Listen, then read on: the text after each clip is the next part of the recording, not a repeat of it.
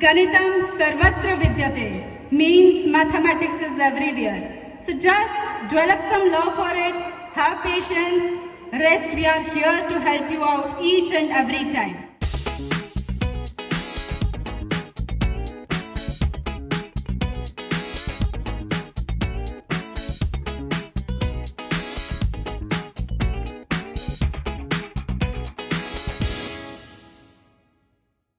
देवस्य धीमहि धियो यो न प्रचोदयात् ॐ भूर्भुवस्सुवः तत्सवितुर्वरेण्यं भर्गो देवस्य धीमहि धियो यो न प्रचोदयात् ॐ भूर्भुवस्सुवः तत्सवितुर्वरेण्यं भर्गो देवस्य धीमहि धियो यो न प्रचोदयात्. My brothers and sisters,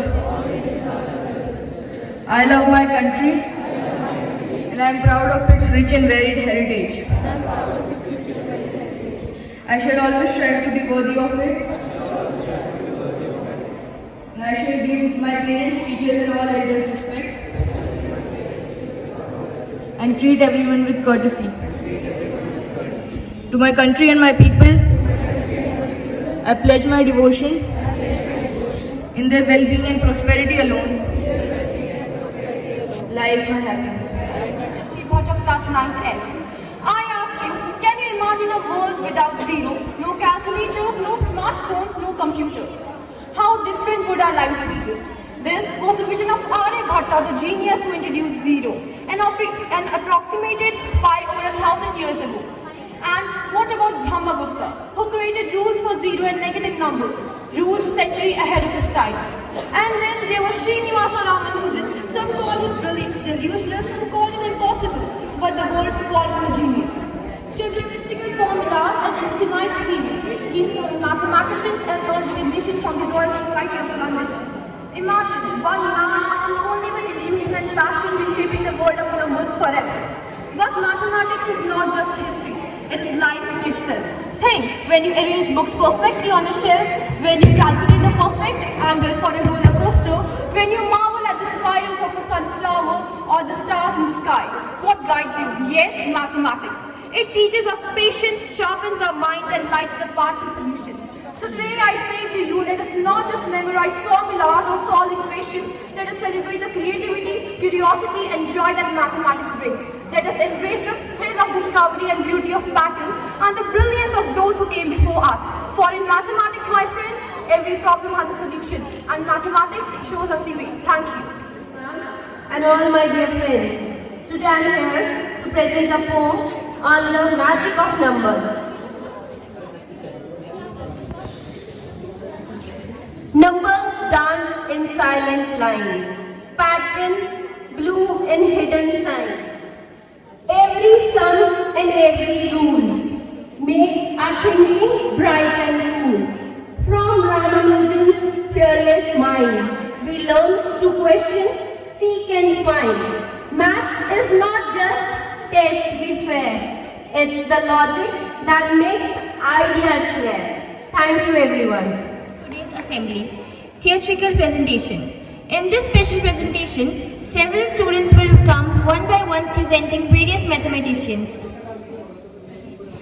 So kindly listen and enjoy the efforts put by the several upcoming performances.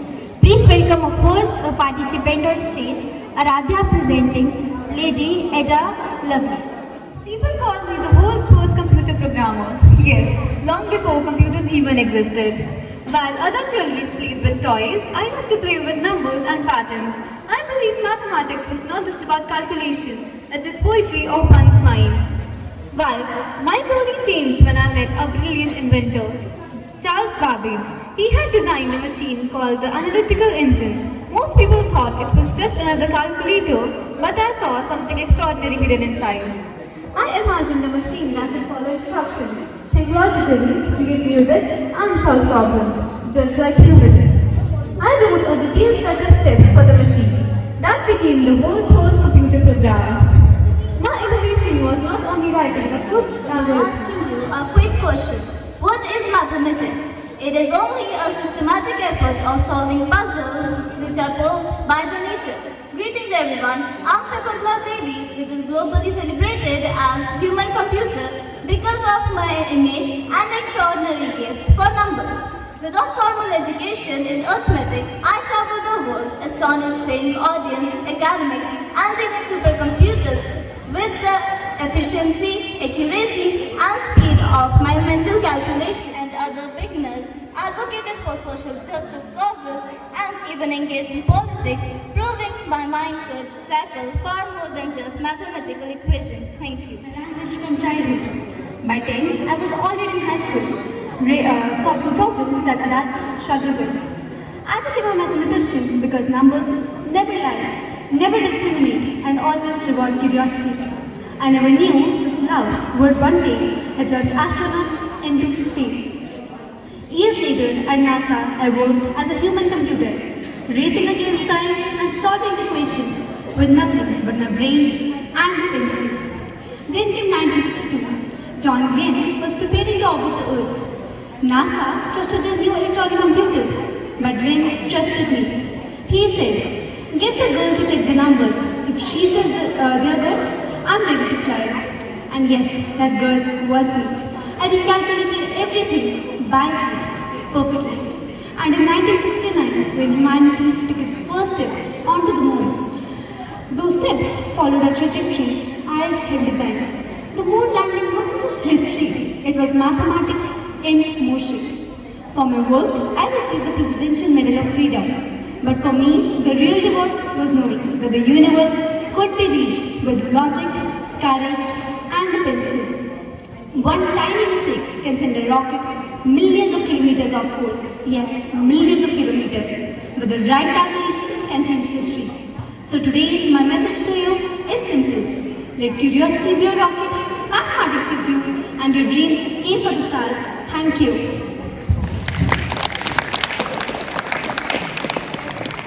Curves and shapes for hours, wondering how something so simple could turn into something so beautiful. Good afternoon everyone, I am Harshika Gupta and today I am going to play the role of an extraordinary mathematician, Mariam Mirza Khani. I was born on 12th May 1977 in Iran. When I was young, I never thought that I would become a mathematician. In fact, I wanted to be a writer, someone who tells stories. But then I discovered something magical. Numbers can tell stories featured in the International Mathematics Olympiad and I won 2 gold medals. But things weren't always easy for me. When I was younger, I once scored very low in mathematics. My teachers even said that maybe math is not for you. I felt hurt, but instead of giving up, I worked harder every day. And the same girl who was told she couldn't do math later won 2 gold medals at the International Mathematics Olympiad. Later, I completed my studies at the Harvard University and became a professor at Stanford University. As a mathematician, I studied the geometry of curved surfaces. I discovered new ways to count special loops on these surfaces and found formulas that help understand how many shapes like this can exist. My work connected different parts of mathematics and solved problems that had been unanswered for many years. For this work in 2014, I became the first woman in history to receive the Fields Medal, the highest honor in mathematics. But awards were never my goal. What I truly wanted was to prove that girls can dream big, girls can lead, girls can change the world. My message for every girl and every student here is, do not be afraid of problems. Be curious, be brave, keep trying. With patience and creativity, impossible things can become possible too. Thank you and have a great day ahead. Stepping into the mind and world of a woman who quietly changed the history of mathematics, Julia Robinson, known for solving the Hilbert's 10th problem. Now, let me be her for a moment. Hello, I'm Julia Robinson. People often say mathematicians are quiet. Well, that's only because we are silently correcting your equations. I was born in 1919 and from a very young age I loved numbers. Mathematics wasn't just a subject for me, it was a language that made the world feel more understandable. But in my time, it wasn't common for women to become mathematicians. But still, I followed my passion even when it meant working patiently and quietly for years. As I grew older, one question captured my entire imagination: Hilbert's 10th problem. Many believed it was impossible, but I believed that even the most difficult problem must have a key waiting to be found. For decades, I worked patiently exploring logics, algorithms, and equations that almost felt alive. Later, I became the first women president of the Mathematical Society of America. I was born in 1776 in Paris. In the time, girls were not allowed to study mathematics, but I fell in love with numbers at the age of 13. I secretly studied late at nights with the books of my father's library, even hiding the work from my parents. Since women could not attend university, I used a fake name and get lectures, notes, and send my work to the famous mathematics. I made an important contribution to the number theory, especially the study of special primes, now called Sophie-German primes. I also worked on the theory of 2014, I solved Zariski cancellation problem in positive characteristics, a puzzle that had stumped mathematicians for over 60 years. Many said it couldn't be done, but I simply kept thinking about it day after day, until I cracked it. As I once said, I didn't plan to solve a brick problem, I just kept thinking about it again and again. Sometimes overthinking really is a superpower. For this, I received Shanti Swarab Bhatnagar Prize, India's highest scientific honor. Pythagoras. Born in 570 BC, I was a peculiar child from the start. My hometown, Samos, in Greece, was not filled with a lot of scholars. I was the only major one around, so I took the initiative and laid out my thesis. Nowadays, I am mainly known for the Pythagorean theorem. Many successors, such as Euclid, took my research and used it to their advantage. Math is not just a subject of numbers and equations. There's way more to discover. Pythagoras That was functions. Yes, but often slow in practice. The problem wasn't just practical, it was theoretical. The algorithm needed a guarantee of speed, a polynomial time difference, that's Postulate, I was also known as the father of geometry. I was so good at geometry that even the king of the empire forced me to teach him geometry from basic to advanced level. Everyone knows my series, The Elements, which consists of 13 books. There are lots of proofs of theorems of triangles, circles, polygons, etc. And they are complex. I am the first one to prove the Pythagoras theorem properly. Even Pythagoras couldn't prove it properly. This seems fake, but it's true. Except maths, I was also interested in optics, which is the study of mirror theory using mathematics. And I also like music due to its beautiful ratio proportions. I also was interested in number theory. I made the Euclidean... Mathematics has always been my language, my passion, and my way of seeing the world. From a young age, numbers call to me. Patterns appear where others see none, and equations like messages wait to be uncovered. I did not have many books or formal training, but I also had determination and faith in my work. Every formula I discovered felt like a glimpse into something deeper and more beautiful. To me, mathematics was not just science, it was a spiritual experience. If I could offer one message, it would be this: do not let your circumstances limit your dreams. With dedication, belief, and hard work, even the impossible can be possible. Thank you. Curiosity has been my greatest guide. I always wanted to understand how the time bends, how world works, how light moves, and how the universe fits together. As I always said, the important thing is not to stop questioning. My decisions were never just about equations. They were about asking questions which others were afraid to ask. Some of my discoveries were the famous theory of general relativity and the equation E is equals to mc square. I was one of the most earliest mathematician and astronomer of India. I was born in 476 AD, and during my childhood I used to love numbers and sky. At the age of 23, I released one of my book, which was Aryabhatiya, in which I gave concept of pi, which was 3.1416, and I also gave the idea of trigonometry. One of the most important woman in the history of mathematics. As one of the leading mathematicians of my time, I discovered theories of rings, fields, and algebras. In physics, the Noether's theorem explains the connection between symmetry and conservation laws.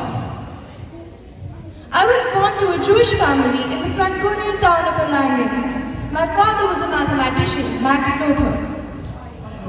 I've made many different contributions to mathematics, some of them being that I gave a solution for the Pell's equation using a Chakravarti method, an attribute which was much later given to William Braunbecker in Europe. I also gave the first work which fully and symmetrically employed the decimal system using primary numericals. Is a little patience and practice. Those students who are having upper hand at maths mean those who are good. It's great. Keep exploring, keep practicing, increase the level of the questions that you are solving. And those ones who feel that it's not their cup of tea, they cannot solve it or they are having some sort of maths phobia, my advice to those students is that don't understand or study maths by cramming. By you do this thing that there are so many questions in RT, 40 questions in one exercise, 50 in other, how to get, you feel burdenized. But my advice to you people is that understand it conceptually. Read the concept, understand that concept, practice the same concept again and again till you get thorough with it. And simultaneously increase the level of the questions so that you feel more confident. One more thing that we are glad to see that at this age, in this grade, you are able to choose your stream. You have made it clear to yourself that you are going to choose humanities or medical stream. But again, don't give up maths completely. Because maths is there with your books, around you people, in everything from shopping to discount, from properties, stocks and share market, everywhere you will find maths, in all the businesses and whichever field you choose. One more thing, and apart from that, from spiritual point of view, in maths we call in Hindi as Ganit, in Urdu as Hisab. So there is an old saying that maths is here, there and even there. What does it mean? Maths is there in your books, it's around you, in the environment, wherever you go, whatever deals you do, and it is there in the court of Supreme Personality of Godhead, who takes care, who maintains the balance sheet of our good deeds, good karma and bad karma. So maths is beyond life also. So don't give up maths. Ganitam sarvatra vidyate means mathematics is everywhere. So just develop some love for it, have patience, rest, we are here to help you out each and every time. Don't give up. Fine. Thank you so much.